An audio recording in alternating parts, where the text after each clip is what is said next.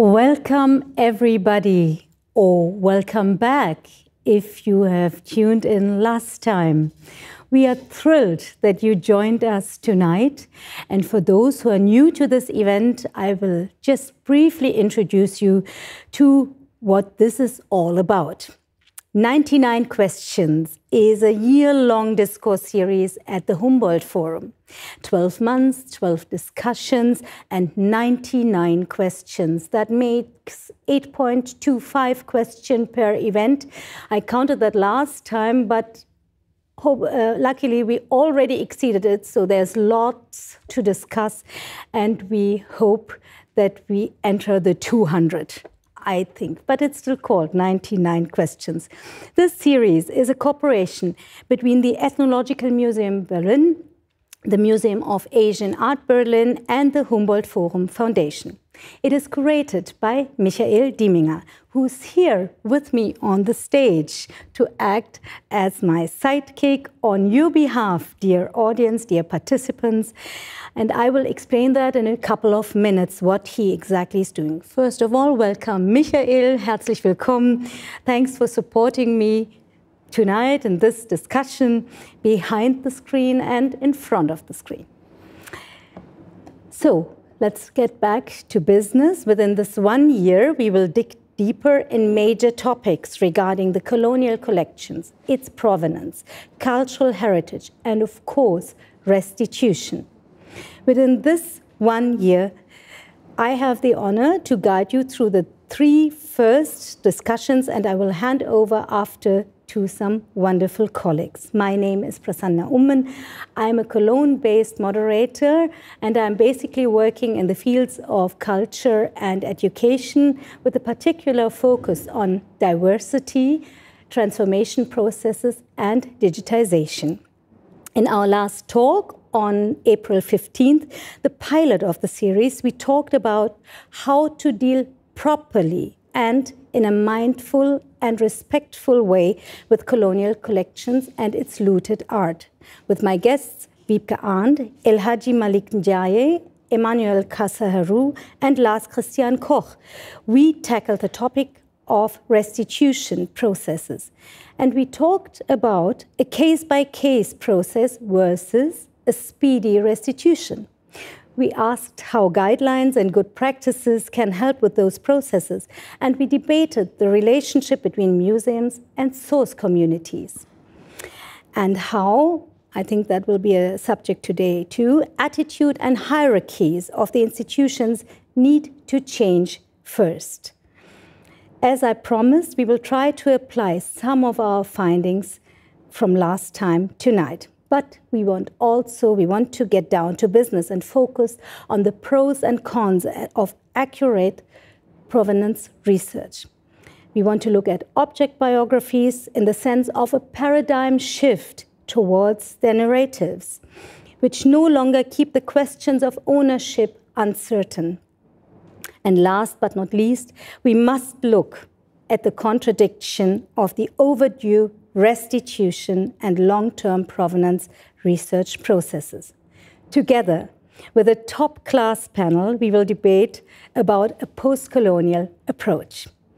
And we will come back to the question of cooperation on same eye level with source communities and learn about artistic and other approaches to research. And of course, we have to keep up to date to recent developments, which is, for instance, that the Humboldt Forum and the German government announcement from April 29th, which said, we will send hundreds of pieces back to Nigeria starting next year. The Washington Post called it the German Restitution Pledge. And even more recent, the publication of a book by historian Götz Ali about the Luftboot, which is on prominent display in the Humboldt Forum. Ali questions the official explanation how the boat came to Germany. The island of Luft, just for the ones who don't know, I didn't, belongs to Papua New Guinea and was formerly under colonial rule from Germany. Götz Ali states that the boat was looted in 1903. Hartmut Dorgerloh, the director of the Humboldt Forum, described the book as an impulse for discussion which was most welcome. I think we will also pick up these discussions. And dear audience, we need you for that. Please be aware that we can only transform this space, this discourse space, into an authentic democratic space if you interact with us. So when I announce again the VoxR link can be used, you can just click on it below the stream and place your questions. And the link will also be displayed in the stream, but I will explain that a little bit later. Michael here next to me will include some of your questions with 3 slots in the schedule. Please excuse us if we can't take them all in, but anyway, it's not us, but you who decide which questions we should tackle. You're invited to use a voting tool, and that will also be explained later. One last request from the heart, please follow our netiquette and talk in the virtual space with respect to each other. So now, I'm more than happy to welcome my guests to the digital stage. First, I'd like to introduce Nyoki Jumi and Jim Chuchu from the Nest Collective. Hi, both of you. It's great that you're here. It's a little bit longer than the usual introduction because I would like you to introduce both of them as individuals, as well as representatives from a collective. The Nest is a Kenya-based collective which has created critically acclaimed works in film, music, fashion, visual arts, and literature.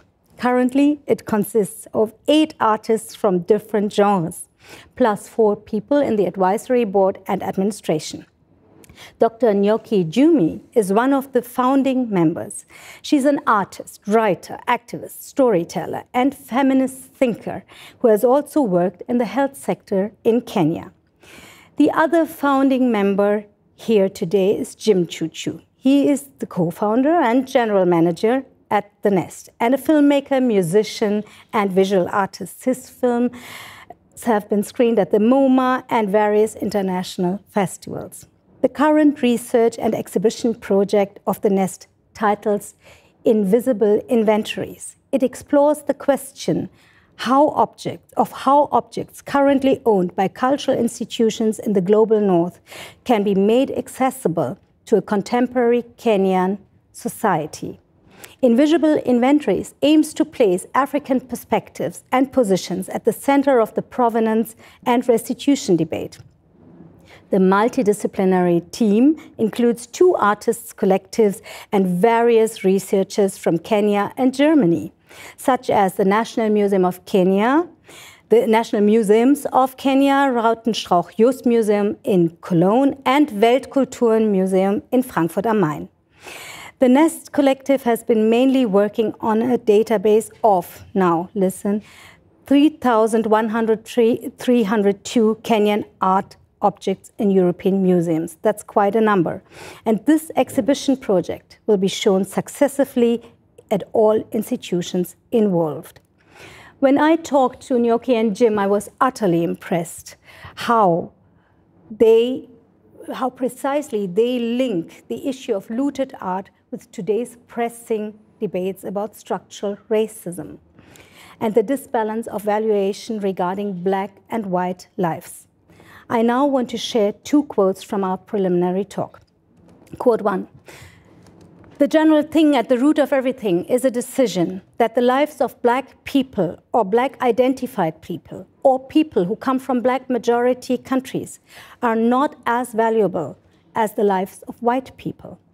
And that the more white and decent one was, the more likely one was to have access to different privileges, have access to resources, have access to the possibility of being treated like the whites, unquote.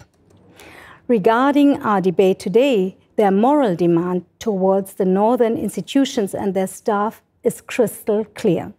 Again, a quote. It's not enough to operate as an individual institution that admits a long history of violence.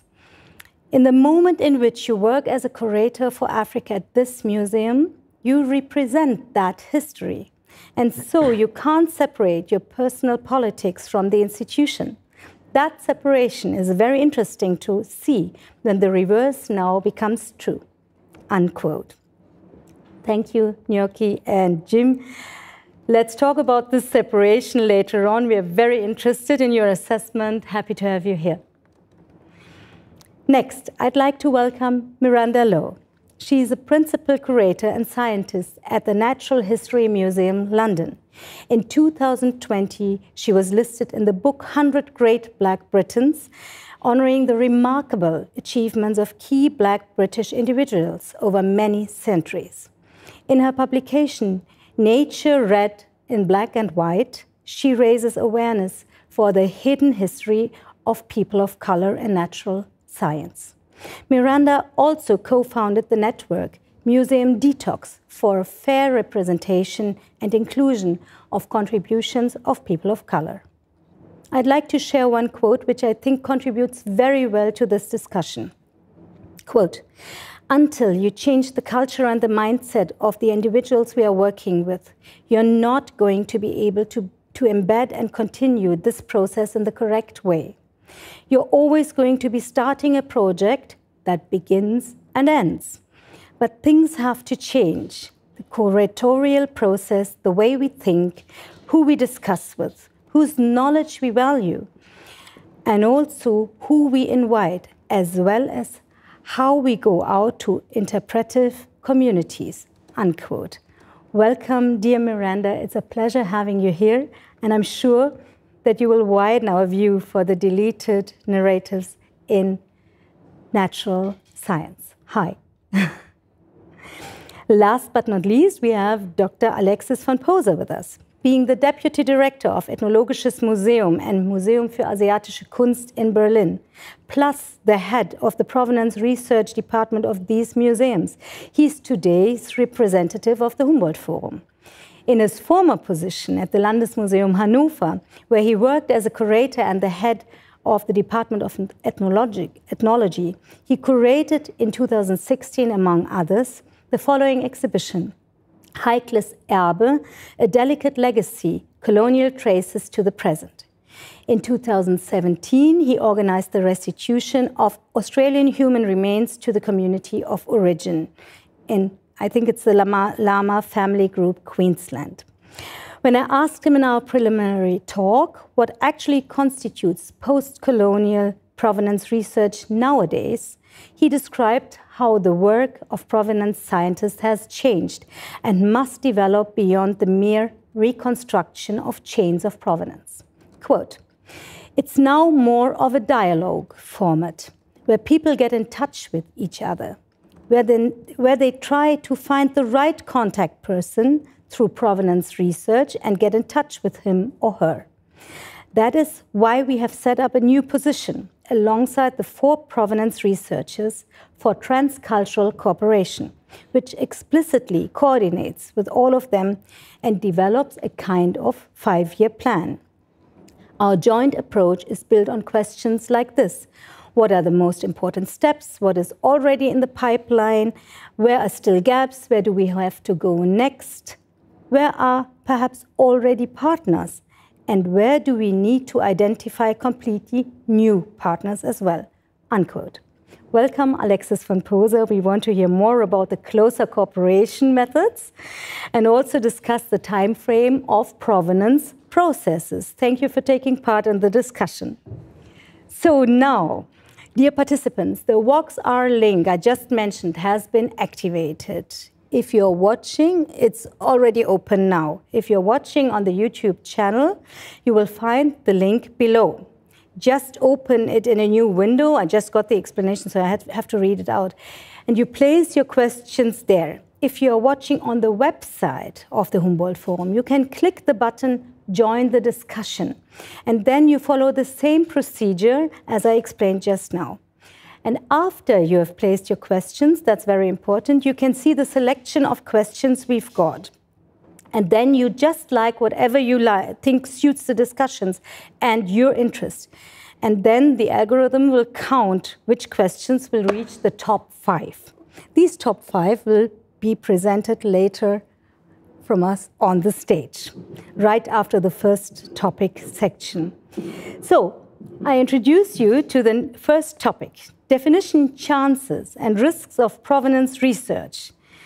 Alexis, can you share a precise definition of provenance research with us as the core of it, really briefly? Yes, I'd love to. Thank you very much. Provenance research, in a classical sense, looks at an object biography, at previous owners, at acquisition contexts, but that is the new part of it.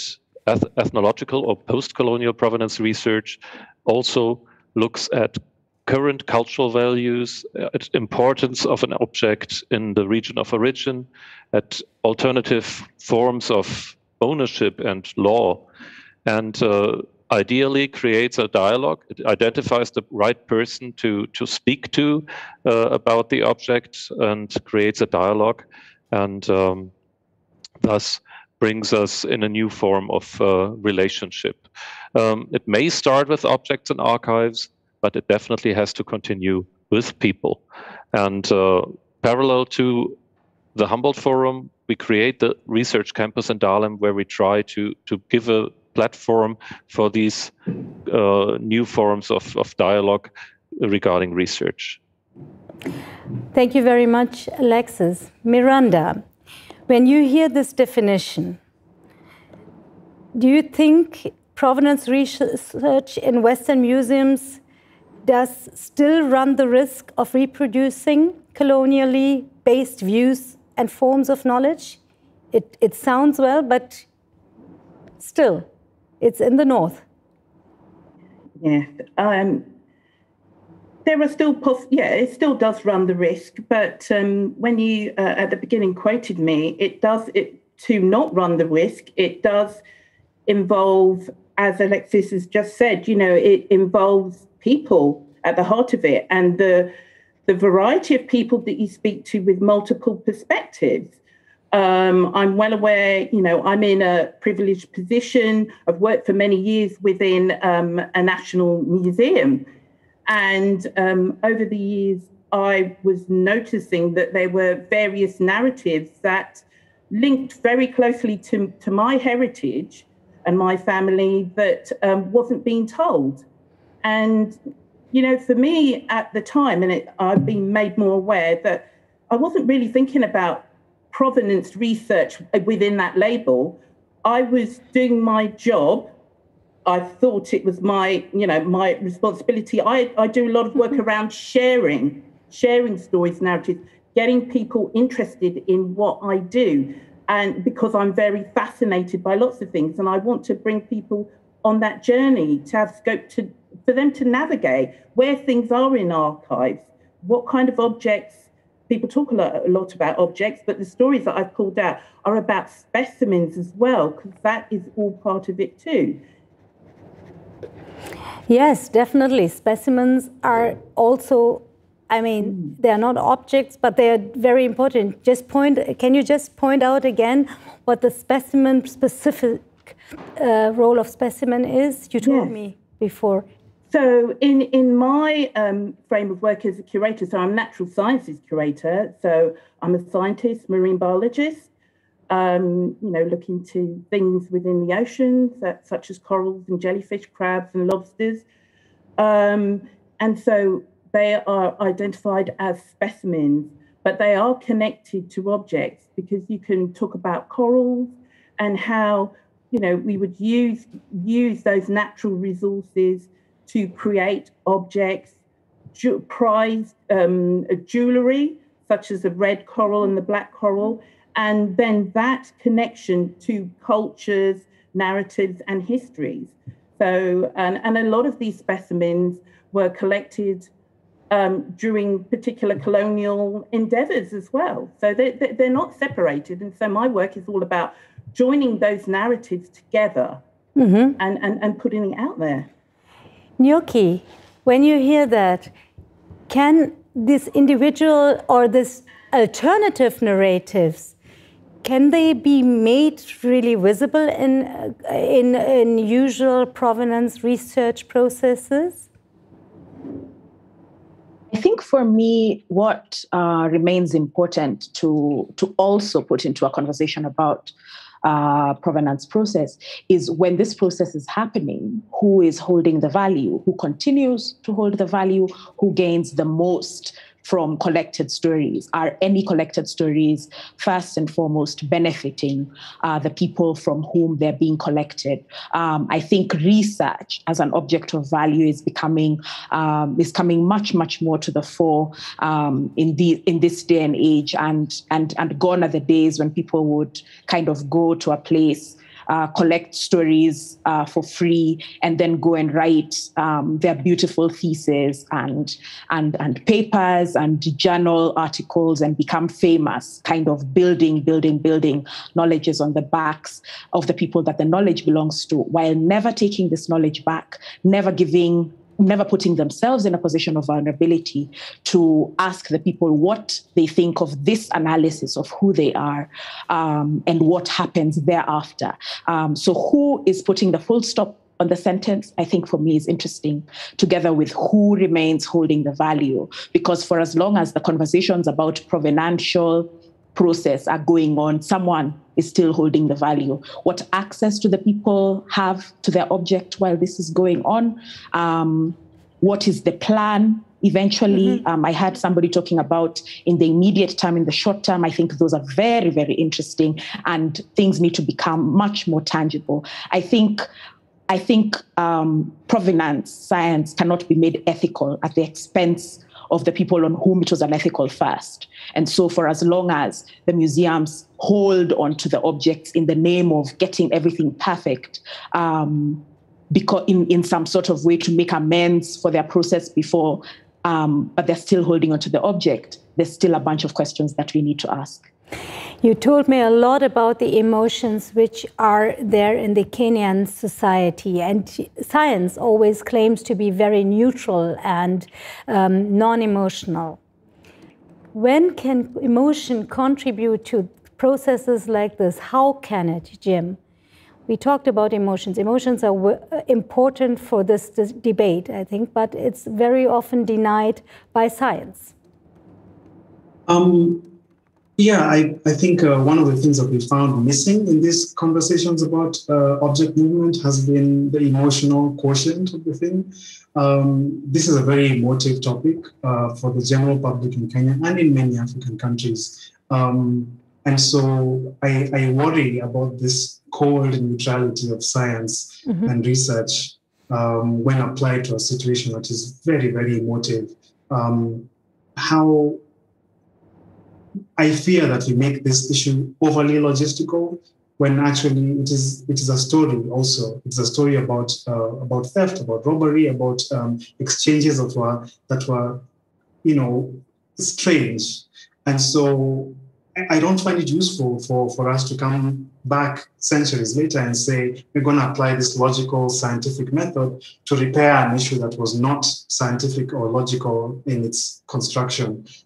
So what can emotions bring here? Emotions can bring the language with which you can really speak to the question of justice, to the question of loss and of absence. And I think, and we talk a lot about the absence. On whose side is the absence? Right now, the absence is on our side here in Kenya and many other African countries. And the absence is kind of a theoretical question for Germany and for Europe. It is kind of an impending absence if you believe that objects are going to move. And also there, emotions are not unnecessary to talk about, because are we talking about fear? Is guilt framing the language of exchange? How can we not account for those things? Because in working in this project with Njoki and the collective and the whole IEP team, emotions were a big deal for us. We felt attacked by the texts that we had to read to learn about this. We felt even the visitors to the museum exhibitions came to us and told us that they felt lost, they felt anger. We must account for these things. Thank you very much. Miranda is nodding heavily. You want to react? No? Yeah, please do. I agree. I agree with both what Jim and Njoki have been expressing here as well, and that's where I find sometimes I'm torn as well, because people see me, as a curator working in a big museum, but also I'm a Black woman that has African and Caribbean heritage as well. And so I feel those emotions when I'm reading these things, and I'm also doing my work. And I have expressed, it's where these institutions hold the value, and there needs to be more people that look like me in these spaces, but also all of us engaging with the conversations with people like Jim and Nyoki as well. For instance, myself, I put myself in a position to listen to lots of different people. In 2018 and 2019, I was part of workshops and conversations in Berlin. So I actually traveled. Before this was a bigger thing in the last year, I traveled. I took myself there. It wasn't from my own institution or anything, because that's what personally I believe in.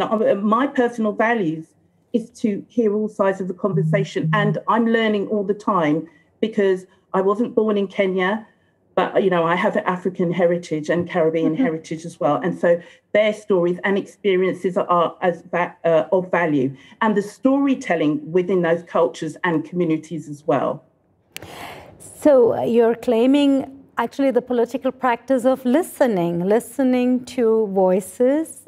Alexis, you were already nodding.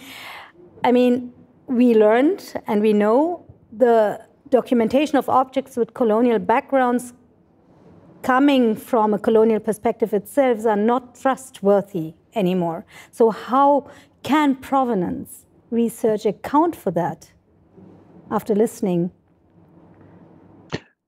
Well, it can only work out through, again, dialogue. And this dialogue, of course, needs a basis. There was a lot of discussion that the collections are not transparent enough. So what we really need is a complete transparency in what we have. And so for the Berlin case, for the Ethnological Museum of Asian Art, at the moment we have approximately 100,000 objects online. We hope to be able to triple that number in the next 2 or 3 years. We are also in the process of digitizing all our inventories. That was a big call, open your inventories.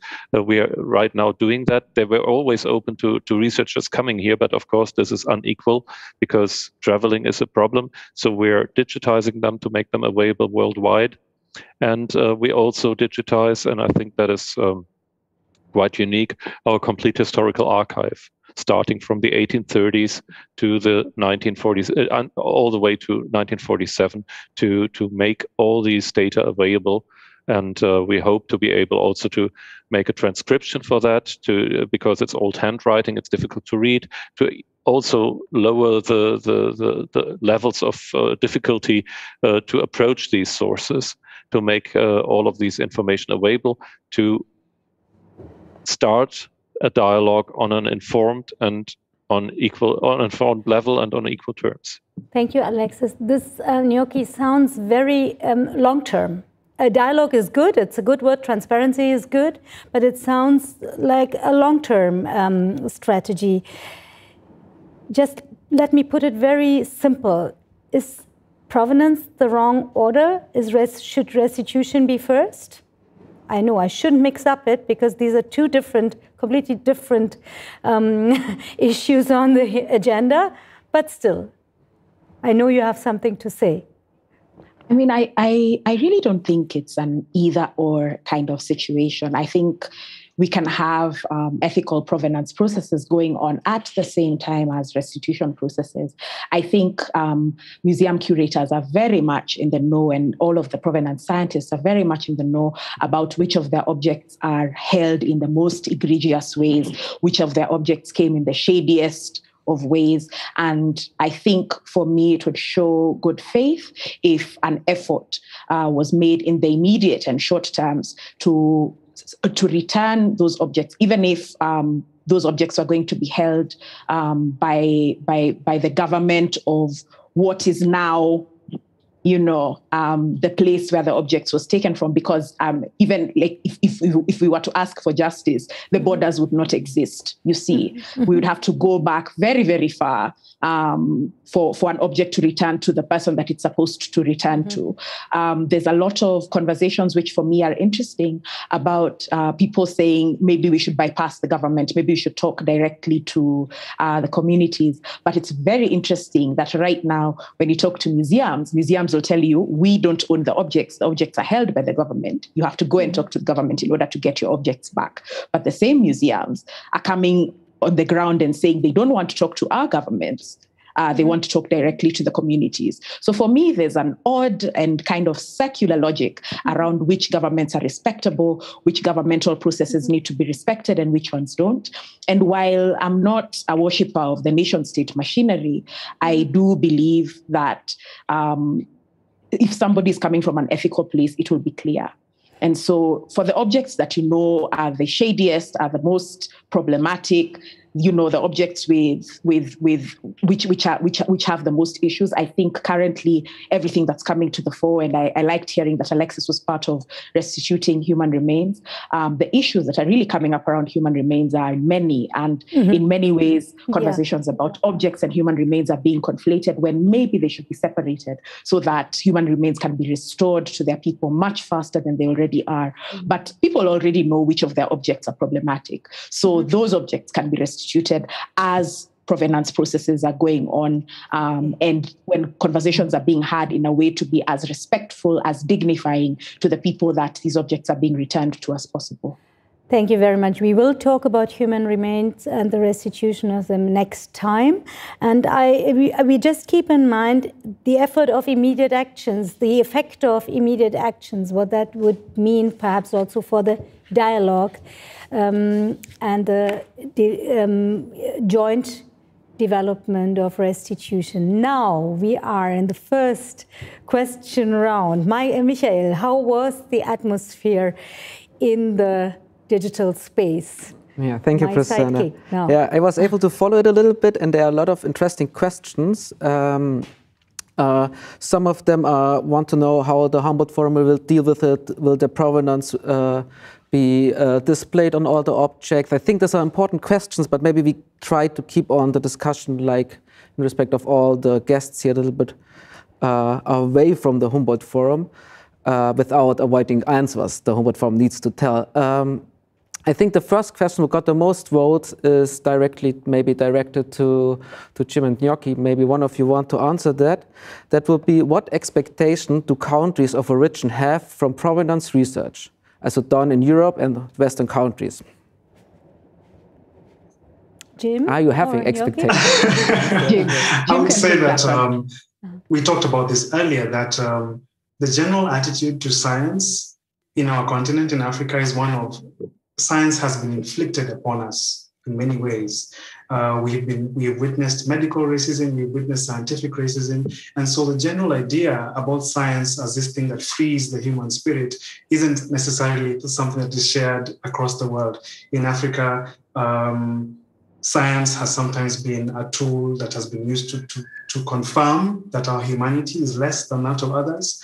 It has been used to say that we don't feel pain, and that some acts of violence can be enacted upon us in ways that are difficult to explain. And so I say this to say that the idea of provenance research as this new science isn't necessarily something that will be met with open arms from where we come from, because look at what's happening with the vaccines right now.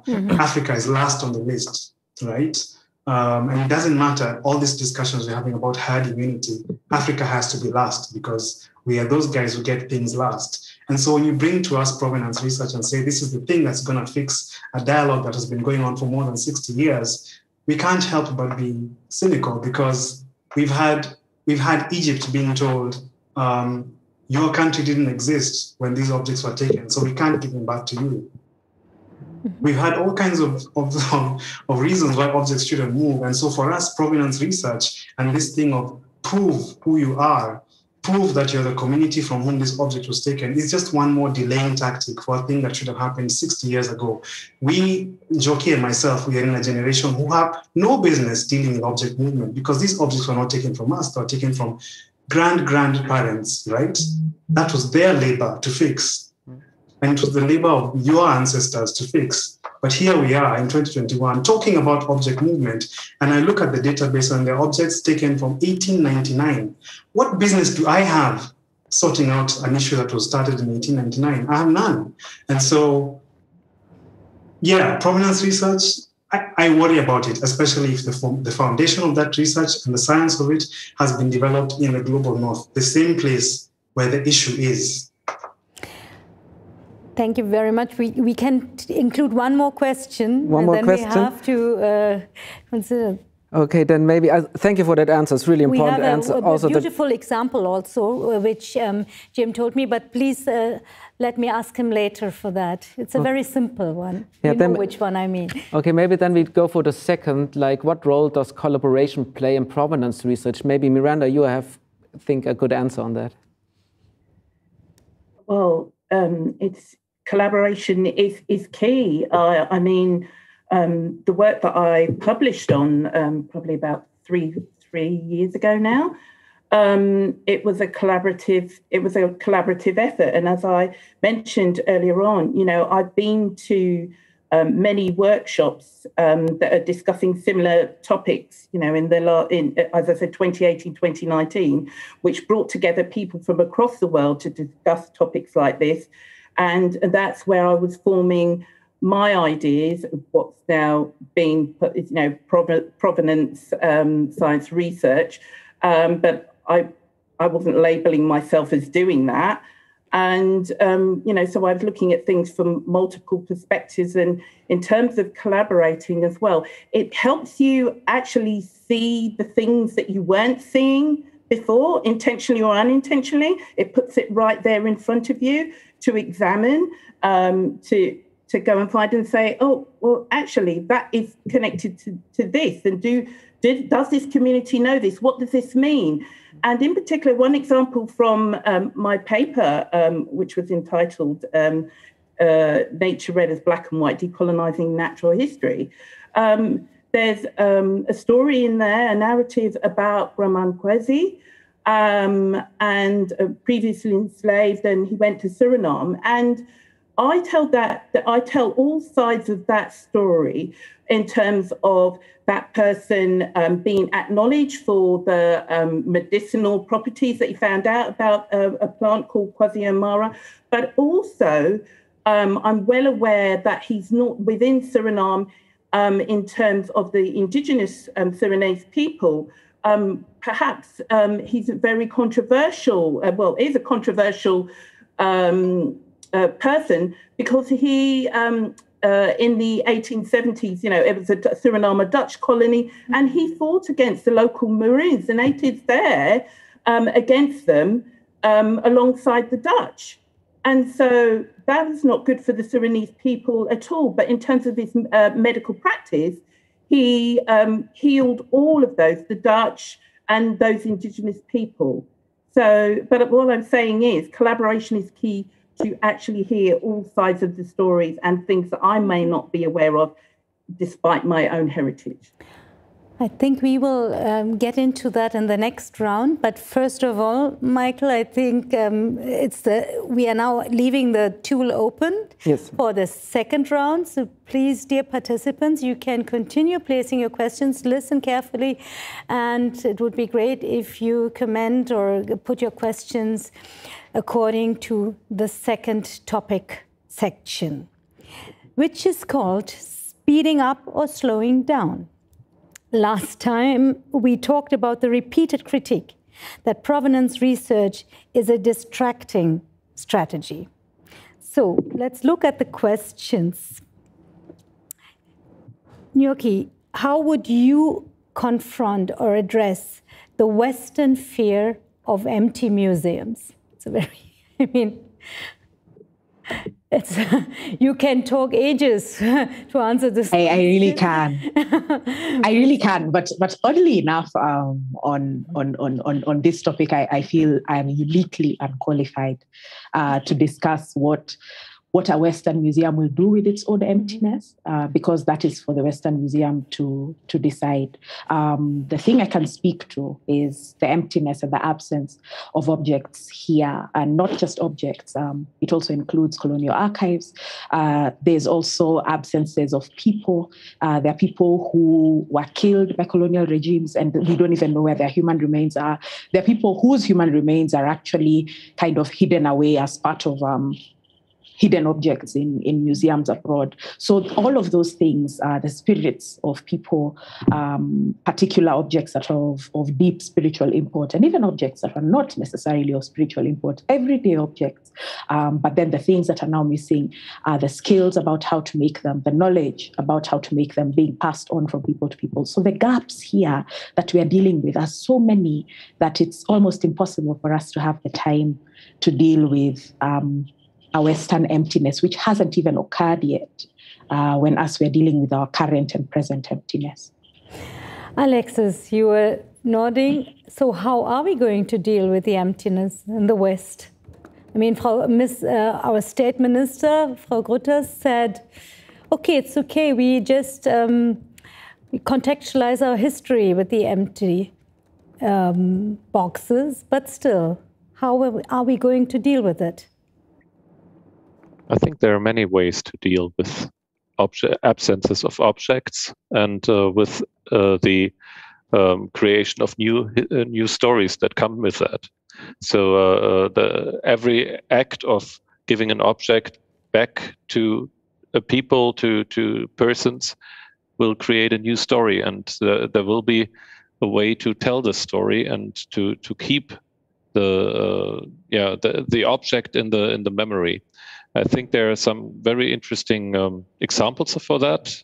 For example, when human remains were returned and just the imprints of the human remains were left in the place where they were originally, to be able to tell the story.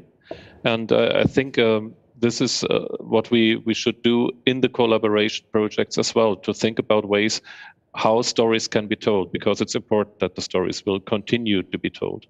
And can you also, I mean, the museums are in the midst of a decolonization process. Can your work also support this process? I think it's museums are quite central at the moment in the discussion. It's because of the materialized remnants of colonial entanglements. But this is a chance as well, because museums can become laboratories for a decolonization process that can go far beyond the museum collections, because it's very important that this is a process not only looking at the collections, but also looking at all other societal levels. And I think the museums are currently in the center of that discussion, and that can be a great chance to trigger larger processes as well. Thank you very much, Alexis. Miranda, referring to this answer, you advocate for awareness of the scientific contributions made by people of color. So you talked a little bit about it, but I want to get into it. How is the rewriting of those stories, which you were talking about, which also Gnocchi and Jim were talking about, and also Alexis? How is the rewriting of these stories connected to the discourse around this decolonization of museums and its collections now? Well, it's there to be discussed. I mean, a lot of the rewriting of the stories, well, I'm revealing those stories that were hidden or ignored, and it's about acknowledging the contribution of people of color to science and to the world. I did mention Graman Kwesi in terms of discovering this plant, the uses of it, and then how that then came to Europe and had spread throughout the world in terms of the pharmaceutical industry. So a lot of drugs and medicines that we're using perhaps have elements of this Quassia amara in. And so that's what I have been doing, is making people aware and acknowledging those people of colour, that they have made a contribution, and also I tell stories within my paper acknowledging the contribution in terms of collecting those original specimens and cultural items that have ended up in museums. So not just cultural objects that would have been stolen, but also just through the natural collecting process of plants and animals to come back to Europe to be what we call described, named in terms of species, and that in itself, the naming of species, and a lot of plants and animals are named after particular colonial, scientists and naturalists are operating in that colonial sphere as well, and so those people have been acknowledged, and not a lot of people of colour have. Although I've identified one in my paper, but it's very difficult to find within archives as well, because people of colour were not at those times writing their own histories, their own stories in the way of writing it and being able to publish it and distribute it worldwide in that way. They were I'm going to use the word publishing, but they were doing that through their own culture in terms of music, storytelling, that way of communicating, but not necessarily, apart from a very, very few in terms of hard copy paper and documents. It was a lot being written about. And again, I have to be very careful that that doesn't influence too much in the way that I write and tell these stories, because I have to step back and say, well, who wrote that? That was, white European naturalists, and they are portraying a certain point of view at that time that they wanted to tell, to either look great or whatever, or the best scientists in the world, that kind of thing. So I tried to, and that's what I do, spend my time connecting multiple sources to get the bigger picture and then putting it out to people to say, look, that is very interesting, and you addressed the accessibility before. I would like to get into it, but Gnocchi was nodding, so I wanted to give you the chance to react. You were nodding very heavily, and I had the feeling that you wanted to add something or react. No, I was just agreeing with Miranda. I do feel that in many ways, because the intention of the colonial project and the intention of evils like slavery and apartheid was to consume Black people and non-white people with the business of surviving. It means then that some people in the world were really free to go and to do natural history research, to go and name every walking being after themselves in whichever ways in which they wanted, to go and put labels on other people in our exhibition. Jim and I talk in particular about one particular scientist named Dr. Ansoj, who was a doctor, a medical doctor, who was also kind of a hobby botanist and zoologist, and several animals and plants were named after him.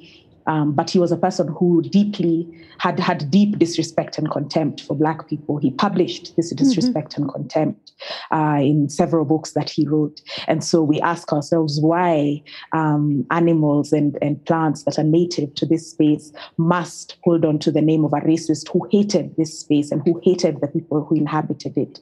But then he's the one who was freed by the color of his skin to become a natural historian, while the Black people had to carry his bags and they were being refused to go to school. And we can't even talk about how women were being treated at that point in time, because even the ones with jobs tended to be men. So the many layers of things that we're dealing with as regards the lack of documented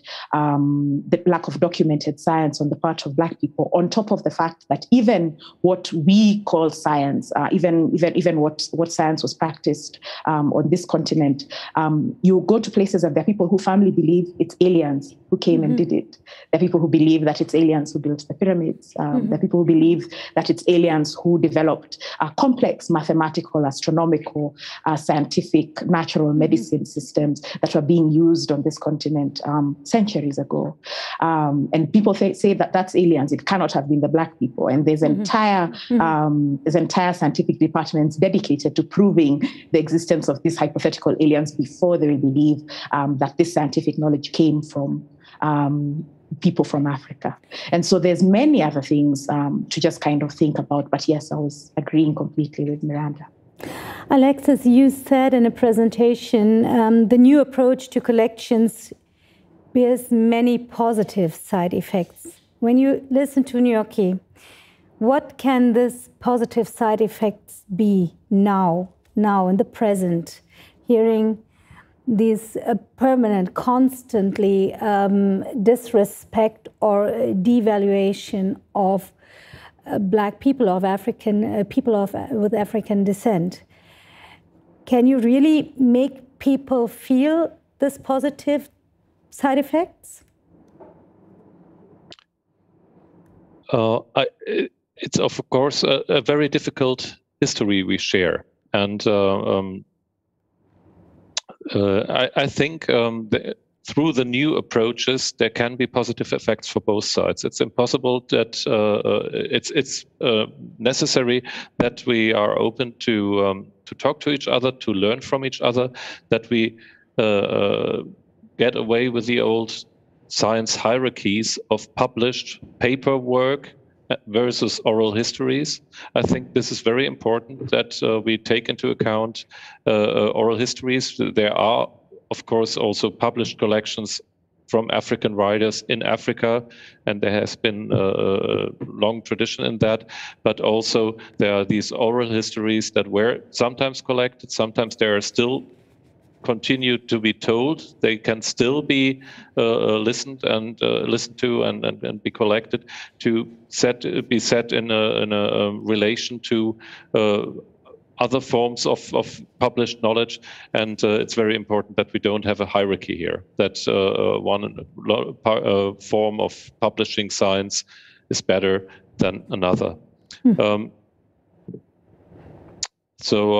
Yes, again, I think museums can play a part in that process, and being currently in the center of the debate, I think it's also a task that the society puts on us, which we happily take over. And I think also the knowledge that is in the objects itself is also something that is very important to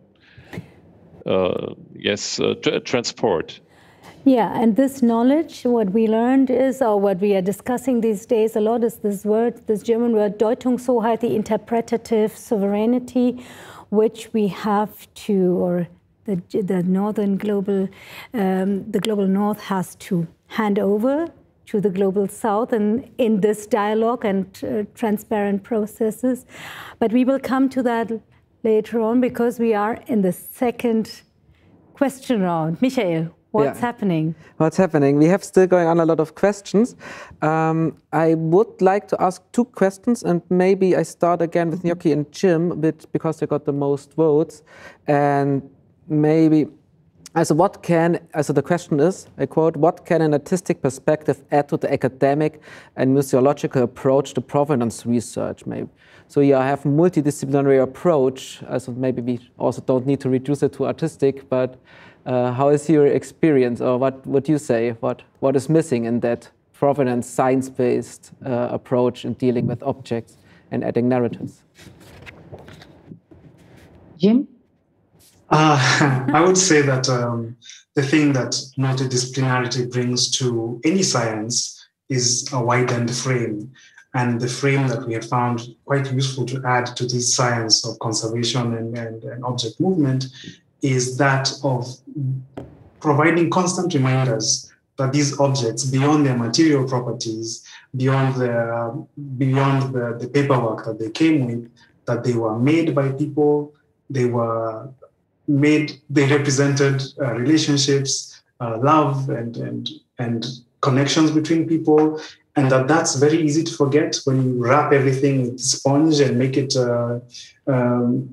you control the temperature around the thing. You forget that these are records of humans and their lives. And so we've always felt that that those ephemeral values of what you'd call soft powers and soft connections between people, we can't erase those properties from these conversations, because otherwise then we are talking about wood and stone and metal.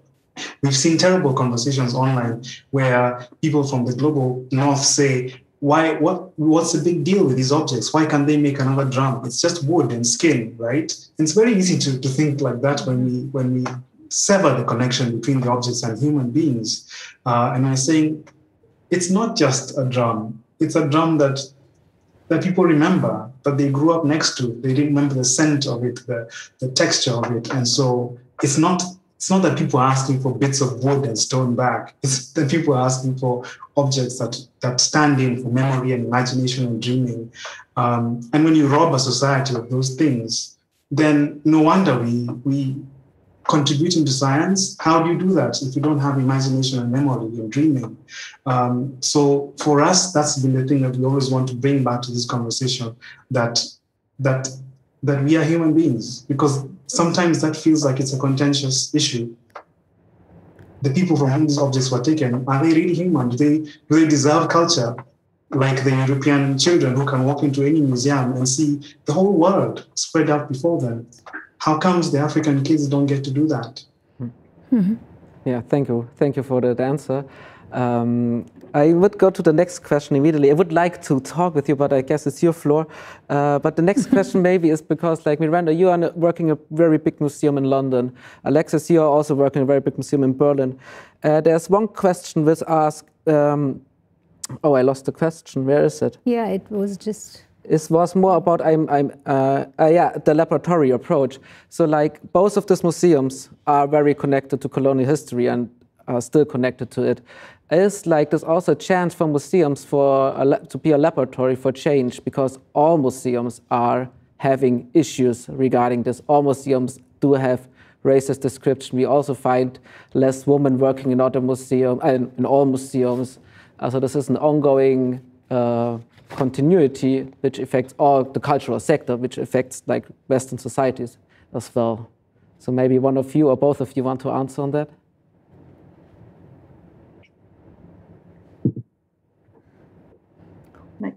Yeah. Okay. I'll go. Oh gosh, it's quite a long question, so I might have forgotten parts of it. Oh well, in terms of a laboratory, I can't even speak, for change. Most definitely.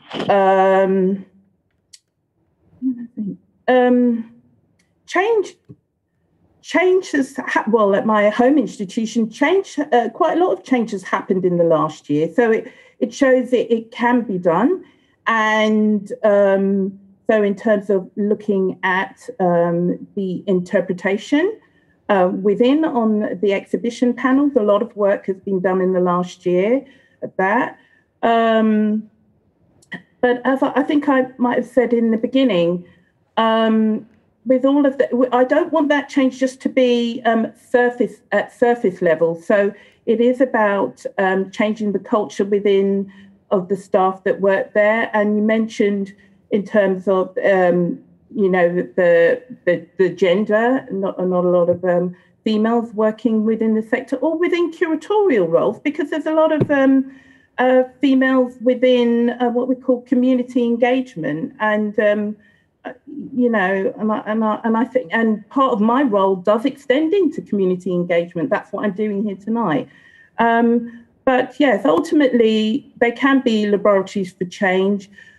But even using that word laboratory as well, I think we'll have to come with another word, because that also has a lot of issues with using laboratory. Mm-hmm. Mm-hmm.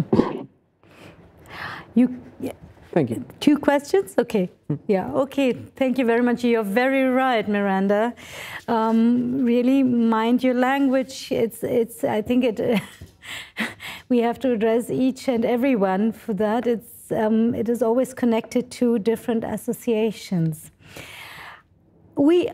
Time is really flying. I don't know where it is. We need to talk much longer, but I have a time frame here. So we've already reached the 3rd topic section. Dear audience, please stay engaged. Please, dear participants, still follow us and place your questions. It really contributes well to the debate. The next topic section is called Restitution First, ? An overdue first step, or a new narrative of object biographies. Jim, we talked about storytelling. How can storytelling inform and reflect the restitution debate?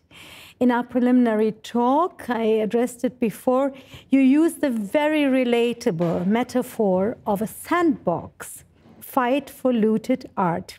Can you describe that again? It was beautiful because it's so... Thank you, Susanna. I think we often use this analogy because we find that the conversation around object movement tends to become very complex. I think when you put too many scientists into a room, then all these terms start to bubble to the surface. And so we're always saying, guys, let's bring this back to a very simple analogy. If we are in a playground and a child takes an object, a toy from another child, how do we, as adults, as teachers, as parents, how do we negotiate for the child to return the toy to the other child? That seems like a very simple analogy. And we keep saying that this issue isn't as complex as it looks. Things were taken from a child, and the child who has it is now coming and saying, can the child who I took it from take care of it? Do they have the capacity to conserve this toy if I give them back? Which exact child should I give the toy back to? And we're just saying, guys, it's a very simple exchange. Things were taken, and things were taken in ways that were not fair. And in many cases, some of those objects can be returned in a very simple fashion. And I think Joki talked earlier about how, yes, we can do provenance research. We can do all these other structural kind of disentangling of museums from their history. But then there's some very clear-cut cases of objects that communities are asking for and have been asking for years. We have one drum here in Kenya, for instance, that the Pokomo community have been asking for years. And the problem is that some of the people who are asking have started to die. They're in that generation who are not alive with us anymore. So as we deliberate here about provenance research, it's just so tiring because the people just want their drum, you know? The kids want their toys back. Can we just keep this thing simple? Alexis, I mean, you know, I have to place this question to you when we listen to the sandbox. Why do the heirs of the colonizers decide how to deal with the looted art? Is it their legitimate place to decide? I know it's a... No, it's not. It's not.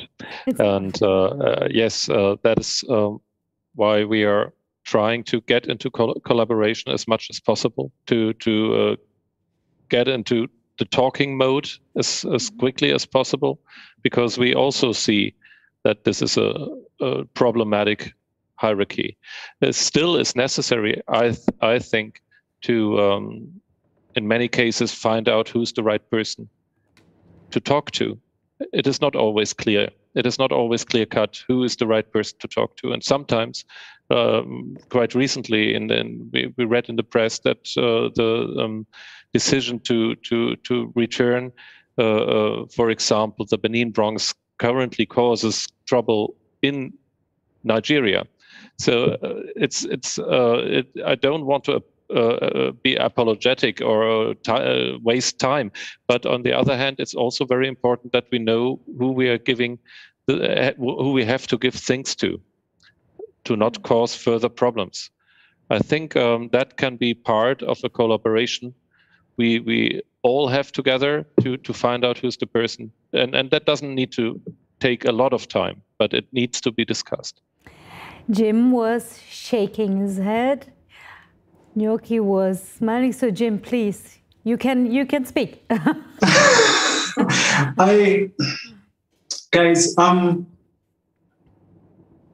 understand that the European framework of understanding things is like one of logic. It's like, there must be systematic ways of dealing with things. But, and I respect what you're saying, Alexis, in terms of like, there must be process. But what we are seeing the process becoming is prove your lineage. You're asking people to prove that a violence happened to them so that they can be on the other end of a restoration of a problem. And there are many ways in which that exchange will be difficult. The other day we saw France returning objects to Namibia, and they were very clear in saying that it was not an act of restoring, it was not an act of restorative justice, it was an act of friendship.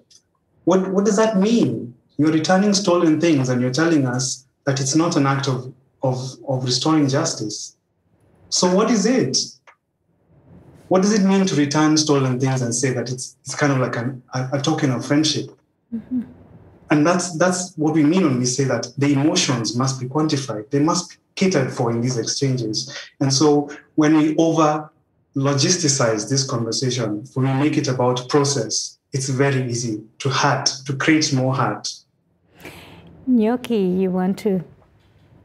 You raise your hand, please. React immediately. Yes, absolutely. I think that one of the other places that the sandbox analogy is really useful is in very clearly demarcating which problem belongs to who.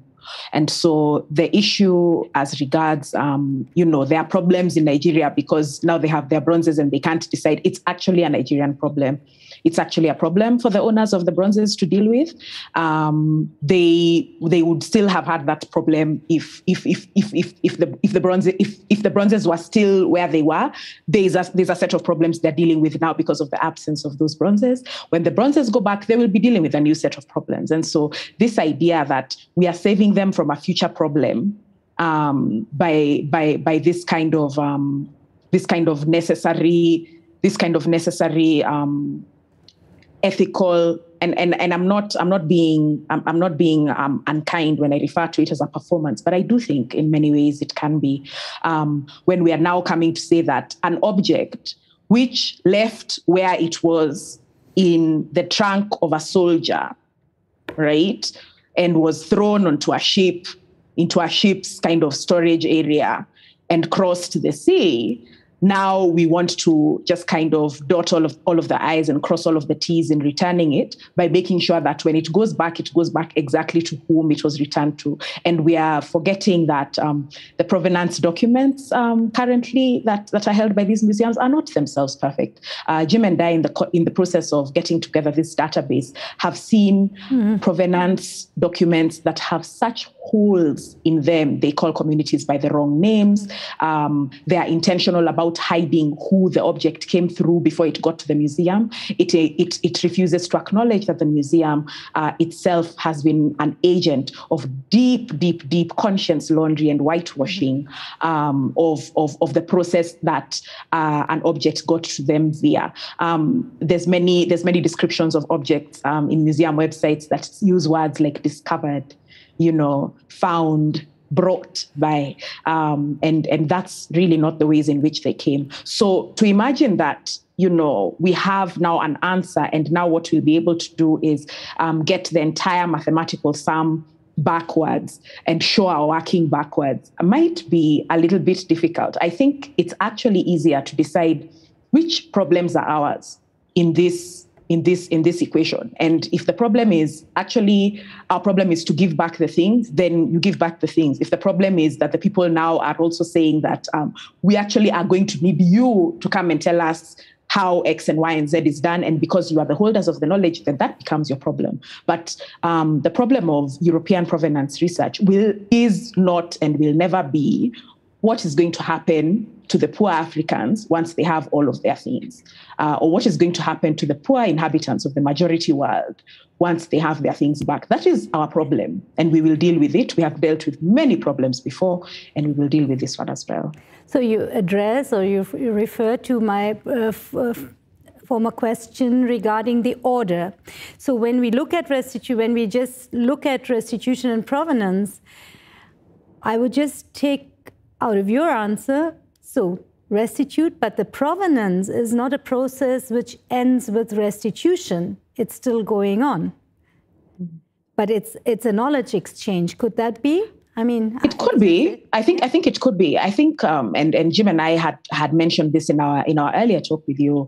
The idea of ethical sourcing. I think it's very possible for a museum to return a thing and then try to resource it again, but then take it ethically with a fair understanding between the community and the museum about what the value of that object is. I think museums can no longer, for instance, stay far away and talk about the idea of being a universal museum and claim that everybody in the world can visit them when we know what visa regimes are. We know what it costs people from the majority world to come and see their objects in what is called a quote-unquote universal museum. And so museums do have to start getting involved in deeper conversations about the movements, not just of objects, but of people.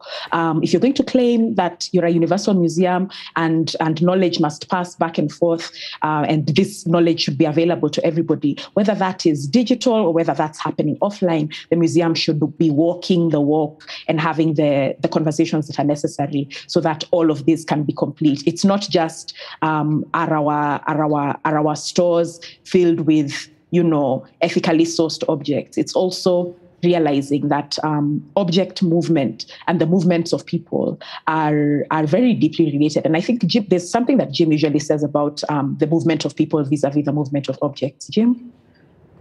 I say many things about the people, but I think what we're trying to say, Joki and I, is not that we are anti-science or anti-research or anti-process. No. What we are saying is that there's so many other relationships between Europe and Africa that have to be taken into account into your research. So Alexis, I love what you're doing and I have deep respect for what you're doing, but there are so many other dynamics that interfere with your exchange. It's very difficult for you to have an equal exchange in an African country when there's also the visa question, there's vaccines question, there's finances, there's this paternalism. And so when the question that seems quite innocent from you about finding exactly who the object should go to and where it will go once, that becomes very paternalistic because it is coming together with all these other things that Europe tells us. So I think what we're trying to say is that equal exchange between museums and communities will be very difficult if Europe does not take into account the entire conversation that it has with Africa. Jim, thank you very much. Miranda, the question of equal exchange is also a very big issue when we think about post-migrant communities, which you were referring to before. What kind of role could, objects which stay in the museums play in the debates of equal exchange within a British community, a German community, where we have a lot of heirs of the migrants, of the people from whom this art was looted. They could re-identify with the objects too. Yes, they can do. And in a few museums located in London, they are doing that. They are consulting with and inviting and engaging with Nigerian communities around those objects that were either stolen or even just in terms of the interpretation and display of particular objects within those local museums. there was something that Jim, I think it was Jim that was saying, maybe in Niroki, around, I was thinking that actually European museums have to realise they don't have all the answers. And I think that's what it is, that kind of binds them to not either giving things back or they're not doing the deeper listening as well. And you've got to realise that you don't have all the answers. Other people might have the answers. And as you were saying, that if particular objects went back to Kenya or Nigeria, then the issue is with them when they come back to sort it out in whichever way as it might have been originally if they had been retained in those countries, like anything else. And we haven't talked about too much about this. Is all leading to it goes into power dynamics. Who has the power and who is currently representing museums at the top. So I'm well aware how much, there's only so much I can do, but there's a bigger umbrella over me. I mean, people are wondering that you are a curator in a National History Museum, you told me. And I've been told in terms of the UK, as a natural history curator, I'm probably the only or the longest serving permanent Black female curator in the UK. And, so when I do things like this, we've got to be aware, and we were talking about this at the beginning, of the emotional labour. I can't do everything. I'm doing so much. And I see lots of things that I can write about and say. It's just all too much. But there's got to be a different thinking at the top. Yeah, we have to change the thinking mode in the institutions. It's a big debate in Germany too. So I think all these debates just come together in this discussion. Michael, it's the last participants round. So how is the debate going on? Is it emotional? Is it? Yeah, we have a few people giving comments and say thank you to all the participants. And what is said, I think we can also say it's really interesting conversation we are having here in the dialogue. And also one comment about that we on the internet we can keep on having the conversation, which we will do, of course. There's one question which is for me a little bit a tricky question because it could be misinterpreted quite easily. This is the question, isn't the concept of singular ownership of cultural objects a problematic one? I think this is a very advanced question, but I wouldn't like to think in the way of shared heritage that is mostly reduced to African culture or to objects which came to Europe during. Gnocchi, you want to answer already? Then go ahead, it's your floor.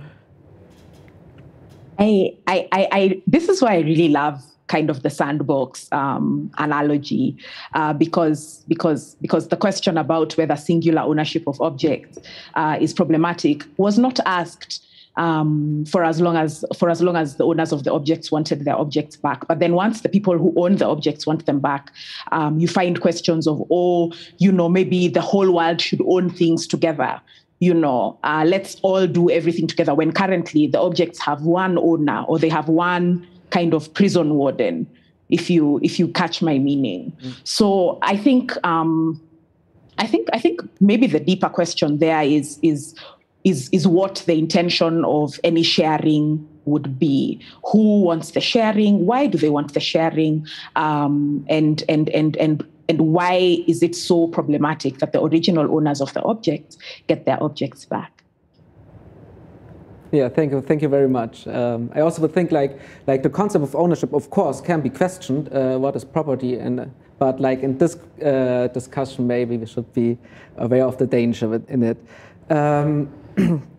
This one very interesting. Isn't it very? As it can be a very advanced question, like on diasporic object, what does happen when we call it colonial collections?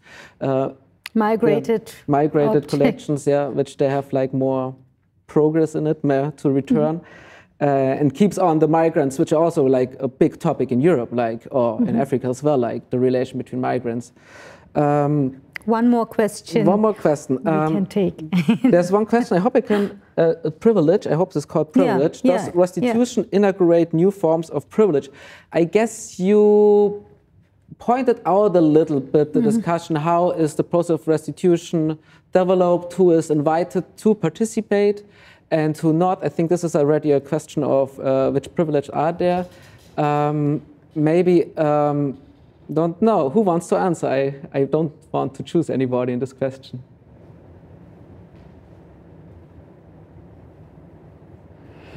So, Alexis, you're smiling, and Jim is smiling. Both are smiling. And Yoki, who wants? Alexis, maybe. I'd like to hear Alexis' thoughts. I'm not really sure if I have a good answer to that question. A new form of privilege to whom? Who's getting the privilege? The one who receives the object? Does he receive a new privilege then? I'm not sure if I have a good answer to that. I suppose that yes, I can imagine that the question maybe is about whether when objects return, they create new platforms for privilege in, like, for instance, in Nigeria, maybe the people receiving the Benin bronzes then acquire a kind of power because they have received the objects. That's a valid question, but like Njoki said earlier, there are some problems that are European problems and some that are African problems. I do think that there is another kind of privilege that comes with restitution, which should be that of the morality. We know that when people started talking about fair trade, it meant that you could consume coffee with a free conscience, knowing that the farmer on the other end was probably getting a better deal. I do think that there's something in this for the museums to then say that we are the first museum whose collection is completely ethical, that we sourced everything ethically and we returned everything that was not ethical. And I do think that there will be value, or there is already value. We live in a world now where there is value in being that museum. So I do think that that restitution and the privilege that comes with it isn't necessarily one-sided. I do believe that Europe does have a lot to benefit from being the country. I think even Germany does benefit from being the first European country that got its act together around this question before France and the British, who are terrible, I must say. I guess Noki wants to add something. Yeah, just two sentences. I do feel that, do the Nigerians gain power by getting the Benin bronzes back? Yes, they do. And why shouldn't they? The bronzes are theirs. If people want to visit the bronzes in their homes, they can go and visit them there where they are. If there are tourist dollars and pounds and naira to be spent in going to see the bronzes where they are, then they will be spent in Nigeria, as opposed to researchers having to go all the way to the British Museum or to wherever else these objects are to do research there, so that then that museum gains bragging rights about being the museum that everybody comes to do their research, when even the ways in which those objects arrived there mean that people are coming to them by default, not necessarily because they want to, and not because that's the object's home, it's because that's where the objects are currently imprisoned. And so I don't think there should be an issue with people, quote unquote, gaining back power because they have their objects back. In fact, my question to that would be, what is the nervousness around Nigeria gaining power because they have their objects back? What's the real thing that people who don't want Nigeria to have their objects back are afraid that Nigeria will have once their objects return to them? And it's not just objects even that we're thinking about at this point in time. There's so many other things. There's colonial archives, records, and things like that. So like the real fear is actually there beneath the surface, and it's what people are refusing to say. And what people don't want to really acknowledge is on the table at this point in time. Yeah. I must share that with you. There was one really, it got a lot of votes. One question or one comment was, take your time, no hurry. We are not on TV. We are happy to stay online a bit longer, which is really a compliment to you and to this debate. Unfortunately, we can't stay online longer, but I promise, dear participants, thanks for this really nice comment. We will discuss this afterwards for the next debate, and perhaps we may have a not as tight schedule as this time afterwards. Time has been flying. We are actually at the end, it doesn't feel like. And I have to place or ask you the closure questions. Alexis, we started with you and we start now again. It's a very simple question. I would really like to know what your motivation was when you started studying ethnography and how the discourse changed also your position towards ethnography. How do you look at your privileges, which we just heard now? I mean, it's always this discussion about privilege when you study in Germany and this kind of subjects. And how do you look at perhaps the necessary sacrifices that need to be made? That was a very long question, but I think you can follow. Okay, I try to answer that in a few sentences. I studied social and cultural anthropology, of which ethnography is one method, because I was interested in a multitude of different perspectives that are in the world. And that is still the case. And I'm still fascinated by that. And working in the museum right now gives me the chance to not only hear and listen to these multiple different perspectives, but also to bring them to the fore, include them in exhibition projects, include them in cooperation projects, and so on. So social and cultural anthropology as a topic had its own history of dealing with colonial entanglement in the past, and with the necessity of reflexivity on its own role, on the role of anthropology for more than several decades now. And so I don't see a sacrifice in giving up interpretive authority. I consider this a chance, and it's a chance of that comes with doing what I do right now. And so I'm very happy to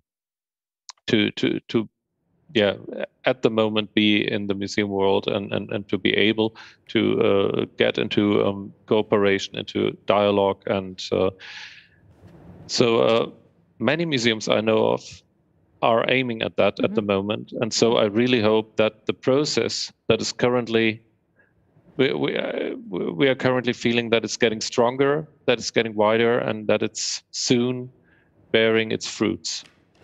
Thank you very much for this very positive vision. We hope so too. Thank you so much, Alexis van Poser. Miranda, you get a different question. You're one, we heard it, you're one of the very few people of color curators in a renowned museum in Britain. In an ideal world, so now you can just play with your fantasy. Maybe 25 years from now, how did the British museums tackle the question of representation and narratives? Yeah. I hope that I would be thinking that they've tackled it much better, because I have been at the museum for 30 years. And so it's come to this point, and I'm glad to be part of this moment in history, especially over the last year.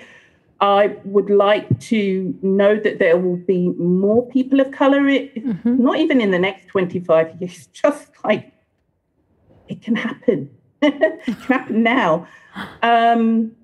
And that the language and the narratives will be inclusive and representative too. And also, I think I'd like to think also that, well, it is changing already. I've seen this in the last year, that, and there's been a lot of talk, and this is another discussion about the definition of museums, but museums will no longer need to be just a physical building, that, people of color creating their own, curating and creating their own museums online, and being able to talk and interpret them in, in the way that is respectful and of value of those cultures and countries that they have come from. And also that I hope we're not talking in this way. Let's get on with it. We're too much talking. We've had a lot of talking for hundreds of years, or for a good 60 years at least. I'm not that old, but, for a long time, museums know what they need to do. Let's get down with business. Let's start. Yeah. 25 years are far too long. You're definitely right. And it refers also to the educational system and to awareness. So thank you very much, Miranda. Now, last question, Nest Collective. Now I address you as a collective because you have to share the time. We are out of time already, but I know you already wrote about what I ask very often. And I found it very funny. What would happen if a fairy came along? Which 3 wishes would your fairy grant? And you wrote about this before. We were laughing in the preliminary talk. So each of you split the 3 grants. Okay. We can't hear you yet. Oh, sorry, I was doing the Zoom thing where you start talking on mute. Maybe what I'll do is kind of give context to what we had written before, but then I'll allow Jim to answer the question because we agreed on how we'd want to answer this question. So he's very capable of doing all of our wishes at the same time. As regards the context, we wrote a book in 2015, I think, about a woman whose ancestors told her that there was an object that needed to be brought back home, and she got on a plane and went and stood at the door of the British Museum in particular. We were very intentional about picking the British Museum because it was the quote that we'd had that inspired that story was about the British Museum, and it was by the former British Prime Minister David Cameron, who said that you'll just return one thing and before you know it, the whole museum would be empty. And we were like, wow, an empty British Museum. And so we went and wrote this story. I think we should put it online. I don't think it's online. We should put it online one day soon. But essentially, the woman goes and summons the objects, and the objects come to her, and they go home together. Jim, about the wishes? Mm-hmm. I think I'd go with the subset of what Njoki's saying about to make wishes about the objects coming back would be the simple way to go. But when I thought about this question for a while, I figured that I actually would be very afraid to ask a fairy for wishes around object movement because as much as we just talk about them as objects, we must remember that there was also some violence, there was some death, there was some... Yeah. And so I would be very frightened to ask a fairy to undo those things because I don't know,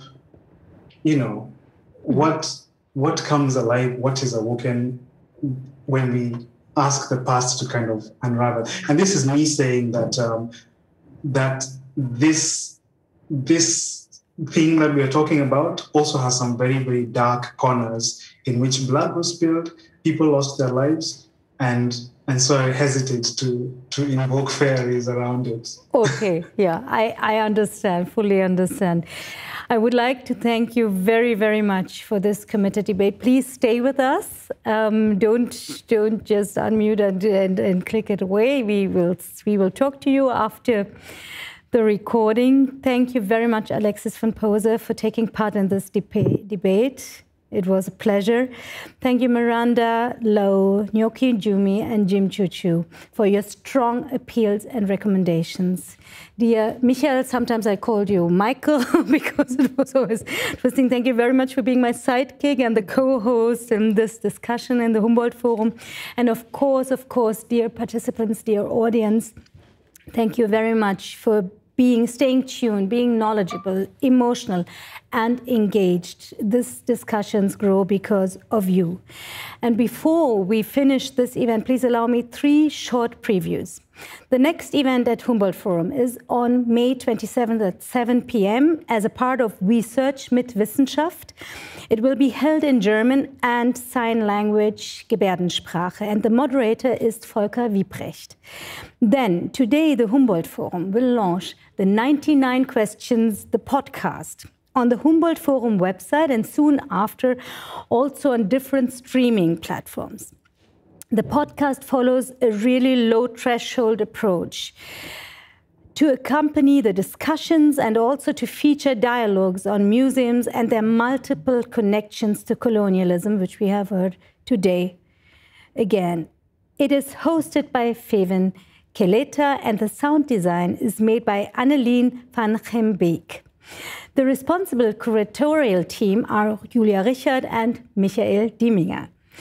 The protagonists of the first episode are the anthropologist Sharon MacDonald and the art historian El Haji Malik Ndiaye, who was here last time. They speak about the relationship between the museum and national identity, the resocialization of African objects, and how this is intertwined with cultural heritage, history, and human rights. And finally, here's the third preview.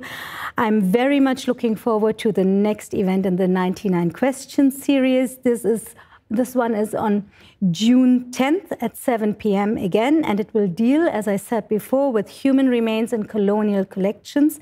We will certainly also talk about the resocialization of objects and about the handling of sacred objects. We'd love to have you again with us. Please tune in again. Goodbye, dear audience, for now. Thank you for your attention. Take care and stay safe.